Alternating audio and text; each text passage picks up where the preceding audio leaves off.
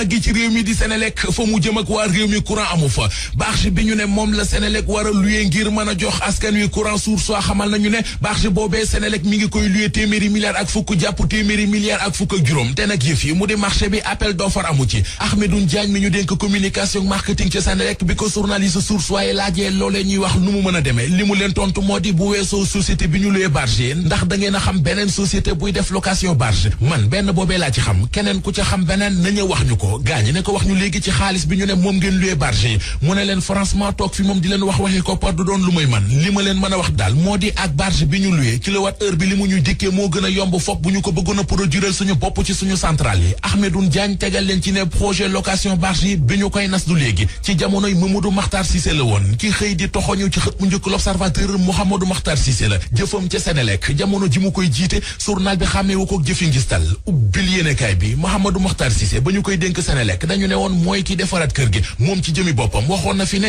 yéene mooy bu ñu yeggee 2020 jàpp 2021 njëgu courant bi wàññeeku bu baax a baax ba askan wi yëpp yëg ko l'Observateur nañu waxam jooje nag wute nag li am ne courant bi ak njëgam dafa far yokk rax ci dolli rapport de validité financière du secteur électrique au Sénégal bi ñu def li mu wane mooy yorin wu xajam wu Makhtar Cissé bàyyi ca kër ga bokk na ci borub téeméeri milliards ak ci charge personnel yu jugee ci fanweeri milliards ak ñett dem ci juróom fukki milliards ak juróom-ñaar mooy la fa Makhtar Cissé bàyyi ñu bàyyi Senelec te wax ci DER délégation à l'entrepreneuriat rapide yëral xët mu njëkk enquête dina kay délégation à l'entrepreneuriat rapide gi Pape Amadou Sarr jiite bari nay njuuj njaaj ak nduxum yi ñu koy waxal waxoon nañu fi financement bu ñu fi joxoon ab GIE boo xam ne ministre économie solidaire di Zahra Iyane Thiam moo ko jiite ñuy lijjanti loolee leeragul am na leneen coow lu ko gën a rëy lu amaat ca DER ne keroog bi président de la république Macky Sall doon def lancement bu DER dafa amoon benn menuisier bu ñu naan 50 Diallo bu ñu joxoon chèque bu 15 millions président ci boppam moo ko remettre woon xew wa jeex mu dem BNDE di jëli xaalisam ñu ne ko 5 millions 500 mille lañ la war a jox waa ji ne du ko dégg woo kilifa yi yore DER bi ñu ne ko jëlal 5 millions 500 mille yi li des danañu ko régler après 50 Diallo ne bés waa DER defub délégation ñëw di def si visite de terrain bi ñu ñëwee ma wan ne li ma jënd ci xaalis bi ñu ma joxoon ci lañ waxee ne ñun ñoo juumoon accordé la 15 millions waaye sa projet 5 millions 500 mille moo koy liggéey waa ji àllu ci seen kaw ci la ñu ko joxaatee beneen chèque bu 2 millions 500 mille 50 Diallo dem di ko jëli waa BND rejeté chèque bi ndax dañu ne ko document yi war a àndal ba tax ñu mën laa fay document yi kenn signé wu ko menuisier bi di 50 Diallo di bëgg a xar suuf si dugg ci Le Quotidien xëy na dugg ci traitu gerte gi mu di campagne arachidière bi gis-gis bi mu ci am moo di campagne bi jëm ci njënd ak njaayum gerte gi dese naa jaar yoon directeur général bu waaw di ñu xamal ci xët mu njëkk journal bi ne ba fi ñu toll ni huiliers locaux yi amaguñu sax lu mat 4 téeméeri tonnes gerte gi yépp seen waaye jënd nañ ko yóbbu ci seenum réew directeur général bu COPEOL ne waa Le Quotidien fukki milliards ak ñaar état bi amel na ko huiliers privé yi Vox Populi nañu li fi Moustapha Cissé Lo doon jébaane ak di ŋàññi ñu di ko ŋawte Sidi Ba mi secrétaire général bu cadre concertation producteur d'arachide dëggal na ko nee na Moustapha Cissé Lo liñ doon romandaat ci suuf